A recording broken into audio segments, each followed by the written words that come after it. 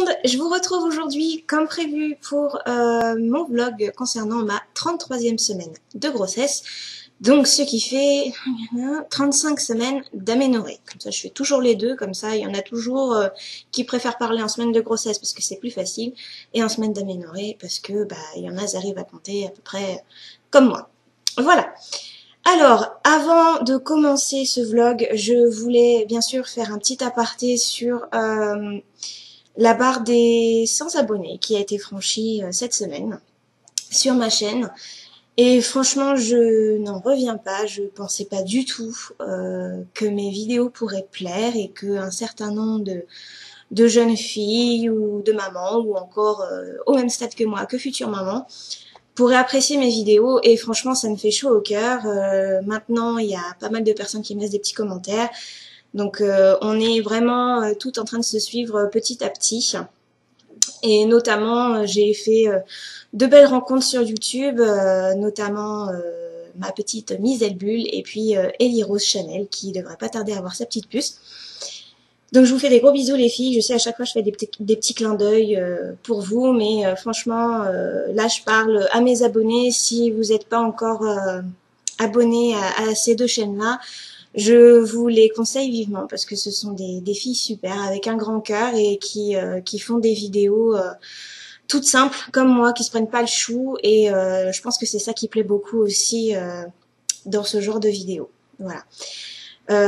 Parce que j'ai vu une vidéo justement d'une youtubeuse que je ne suis pas forcément, mais où je regarde de temps en temps des vidéos quand elle en poste, c'est Pinky Buttercup, qui est quand même bien connue, et elle-même a une copine, une connaissance youtubeuse où je serais incapable de vous dire son nom, mais dans sa dernière vidéo elle en parle, qui justement, cette fille-là aussi a fait déjà pas mal de vidéos en tout genre, et vient d'apprendre qu'elle est enceinte, et elle explique dans sa vidéo que il y a beaucoup de personnes qui critiquent en disant que en gros être enceinte sur YouTube on le ferait exprès. Non, je pense pas que ça soit fait exprès. Je pense qu'on va pas toutes se consulter en se disant allez hop, on tombe enceinte en même temps, ça va être super, ça va être génial. Non, je comprends pas les gens qui réagissent comme ça. C'est dommage parce que justement, je pense que en tant que moi, je me considère pas du tout comme une youtubeuse. J'ai décidé de faire cette vidéo-là juste pour partager, passer du temps, avoir un petit hobby. Et mine de rien, je trouve que ça fait du bien. Et puis, elle montrait en fait des copies d'écran de réseaux sociaux, en fait, avec des commentaires de filles, vraiment pas agréables du tout. Et du coup, dans ma tête, je me suis dit, mon Dieu, mais moi j'ai 100 abonnés, et au moins sur les 100, il n'y en a pas une qui a été mauvaise avec moi. Désolée pour le miaou, il y a encore ma chipette, chut, il y a encore ma chipette qui fait des siennes, là, elle a chaud.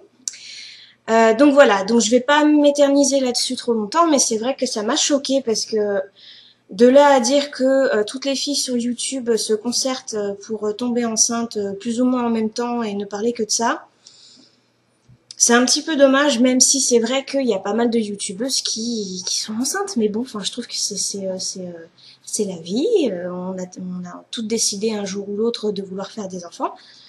Et puis si on partage tout ça, c'est que on en a envie, puis c'est tout. Je comprends vraiment pas la méchanceté des gens sur ça. Bref, je vais pas m'éterniser plus longtemps. Je ne demande pas à partager sur ça. C'était juste un petit point que je voulais aborder en même temps que de vous remercier, tout simplement. Donc c'est parti pour le vlog de la 33e semaine de grossesse. Donc au niveau des symptômes, donc j'ai eu quelques insomnies cette semaine, mais je pense que c'est plus dû à la chaleur, parce que c'est juste catastrophique. Je crois même que je vais aller couper ma tignasse là parce que je n'en peux plus. J'ai beau dormir les cheveux attachés, enfin c'est une catastrophe. Donc du coup voilà, je pense que c'est plus dû à ça. Pendant le sommeil, j'ai de plus en plus de difficultés à me retourner d'un côté ou de l'autre, puisque quand je passe sur le ventre, je sens bien le poids de ma poupette qui s'affaisse sur mon ventre. Donc c'est pas spécialement très agréable. Et puis il y a des fois, autant vous dire que j'oublie carrément que je suis enceinte et j'ai tendance à me tourner un petit peu violemment. En général, le bas du ventre me rappelle à l'ordre très vite. Donc bon, ça c'était pour la partie sommeil. Ensuite, j'ai remarqué quelques petites douleurs au col, mais alors vraiment légères. Hein. C'est comme des petits coups électriques où je pense que c'est elle qui doit appuyer sur le col, ce qui fait que des fois ça me fait bizarre. Je me dis mon Dieu, qu'est-ce qui se passe? Mais à part ça, non, c'est pas des douleurs. Ça fait pas mal, quoi. Ça surprend. Voilà. Ensuite, toujours côté douleur, j'ai toujours mal au dos. Alors, ce qui est bizarre, c'est que j'ai mal au dos uniquement à gauche. Ça fait une ligne droite. Donc, je sais pas trop ce que c'est. Est-ce que c'est musculaire? Est-ce que c'est un nerf qui est coincé? Est-ce que c'est le poids de ma puce qui appuie à un endroit spécifique? Je sais pas. J'arrive pas trop à déchiffrer cette douleur. Bon, enfin, des fois, c'est vraiment pas agréable. Et elle s'accentue de plus en plus quand j'ai tendance à faire un effort. Hein. Même quand je suis assise et pas avachie mais assise, c'est pas terrible. Enfin bon.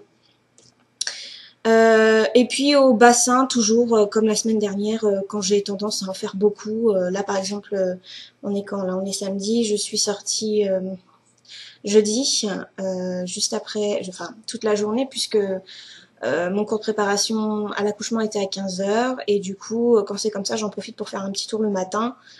J'en ai donc profité pour aller voir un peu les soldes. J'en reparle tout à l'heure.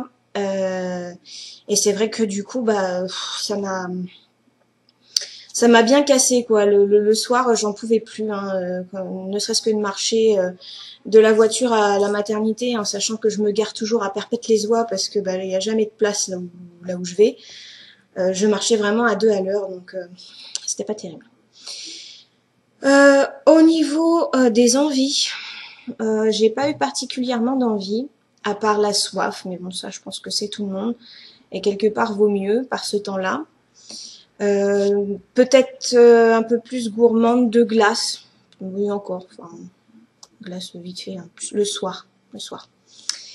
Je n'ai pas de rendez-vous médicaux avant le 17 juillet. Le 17 juillet, normalement, c'est le dernier rendez-vous que j'ai avec ma sage-femme, puisque donc normalement je dois accoucher le 9 août. Donc je sais pas si la dernière séance, elle me fera un monitoring ou quelque chose. Je pense que bon là, j'aurai droit au toucher du col parce que c'est la dernière fois qu'on se voit.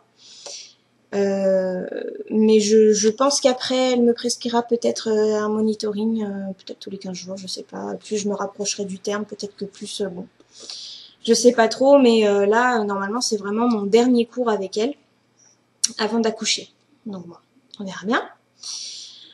Ensuite, cette semaine, j'ai donc eu mon avant-dernier cours de préparation à l'accouchement, et c'était sur donc le séjour à la maternité. Donc là où je vais accoucher, donc à l'hôpital Bretonneau à Tours, je reste 4 jours. Voilà.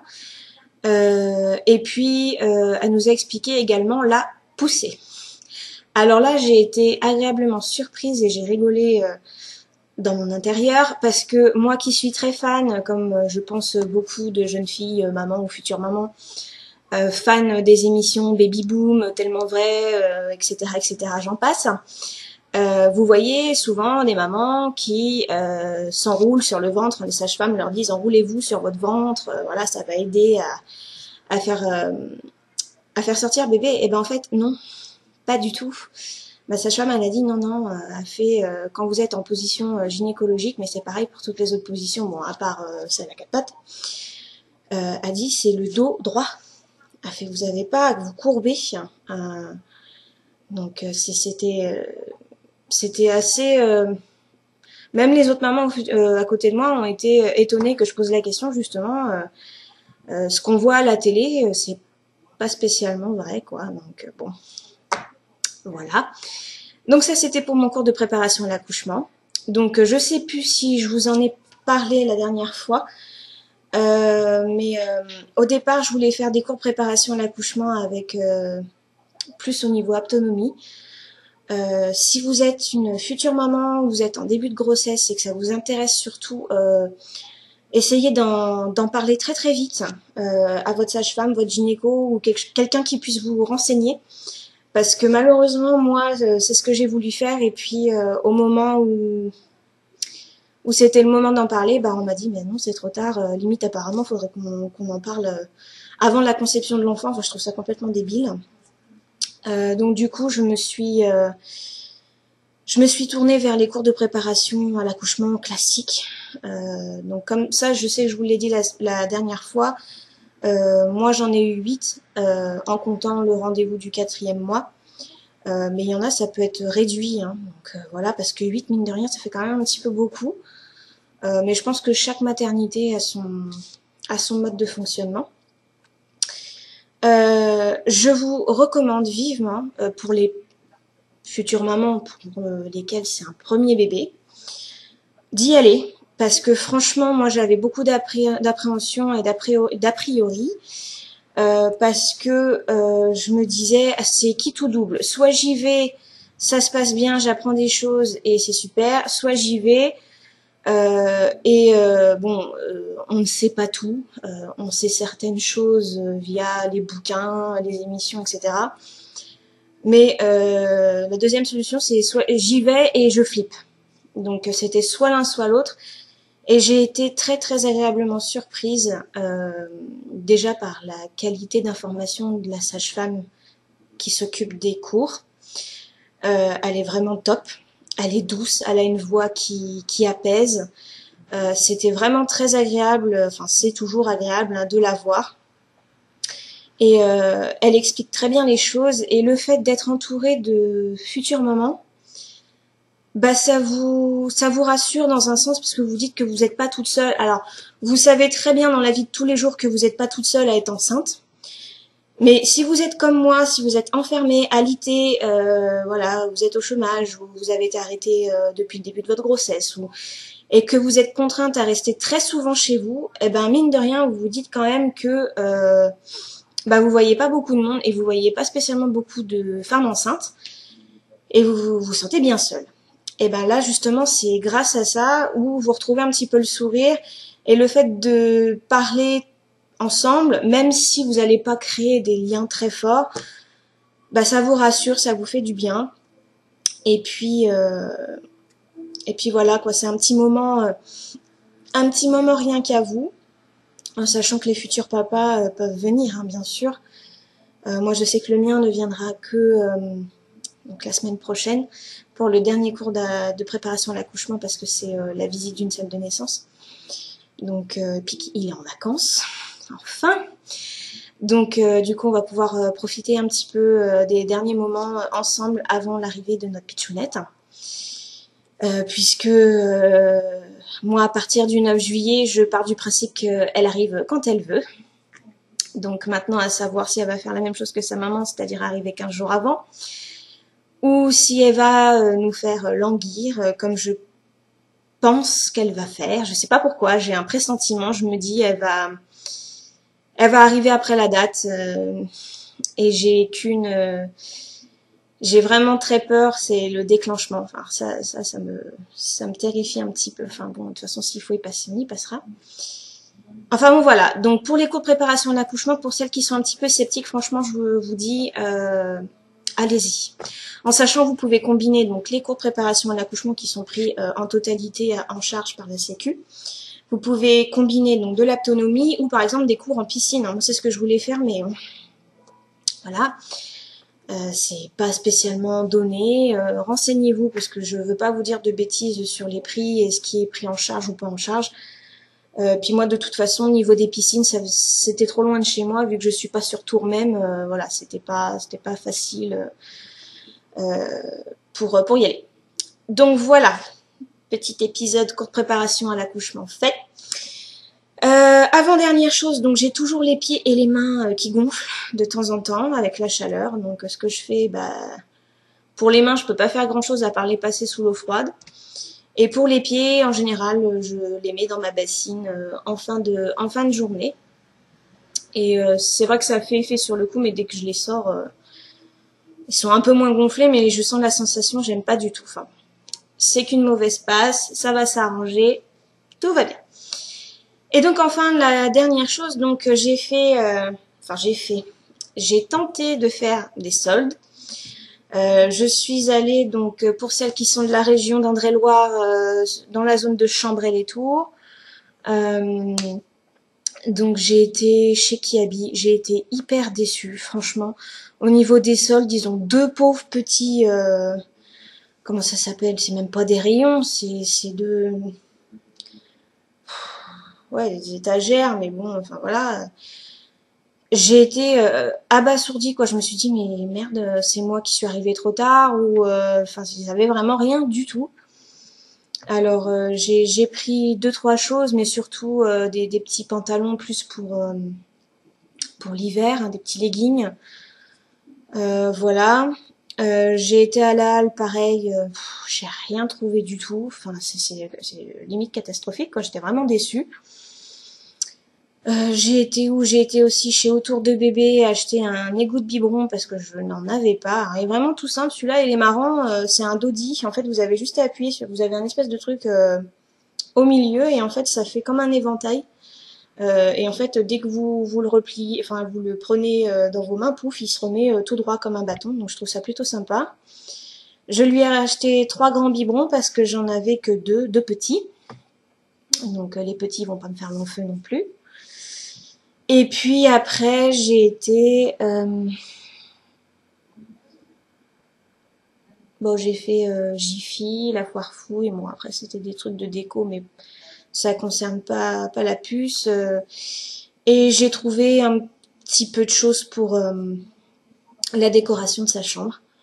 Mais ça, de toute façon, je ne vous dis rien puisque je vais vous faire un room tour dans très peu de temps. Il reste vraiment 2-3 petites bricoles à prendre, donc du coup, j'attends le maximum. Si je vois que on peut pas, je vous ferai le room tour assez rapidement, et puis je vous montrerai sur Instagram les dernières petites choses qui arriveront entre temps. Et oui, si, vraiment la dernière chose que je voulais vous parler, je me suis découvert un talent caché, si on peut dire. Je dessine des petits trucs pour la chambre de ma fille. Alors, de là à dire que je mettrai tout le nom, parce que vous verrez, elle a une très petite chambre.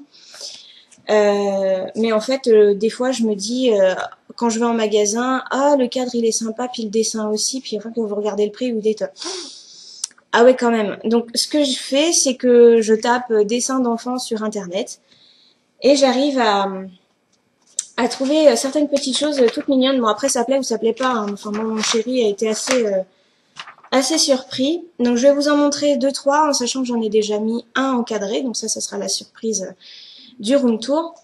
Donc voilà le premier. Je sais pas si vous allez bien voir. Voilà. Avec un petit nounours qui tient un petit ballon. Vous voyez, les petits détails. Voilà. Donc ça, vous mettez ça dans un cadre et puis ça fait tout de suite la différence.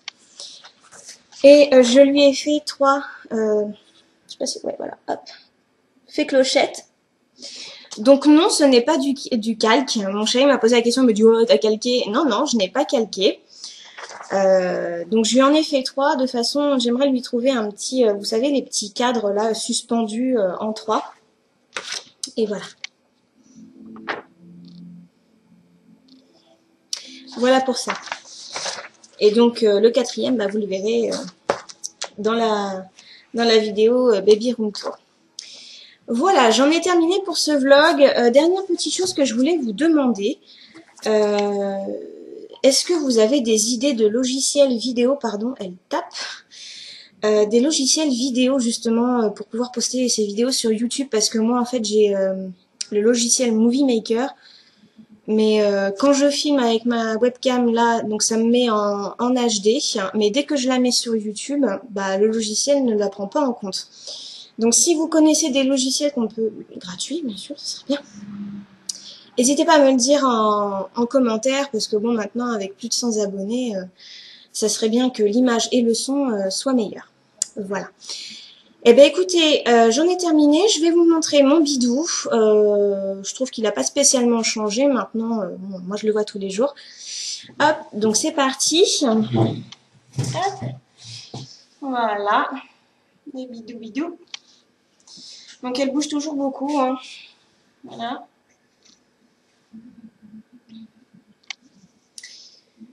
Surtout au niveau des côtes. Pas spécialement très agréable ce qu'elle me fait. Mais bon, je me dis, si elle bouge, c'est que ça va bien. Voilà.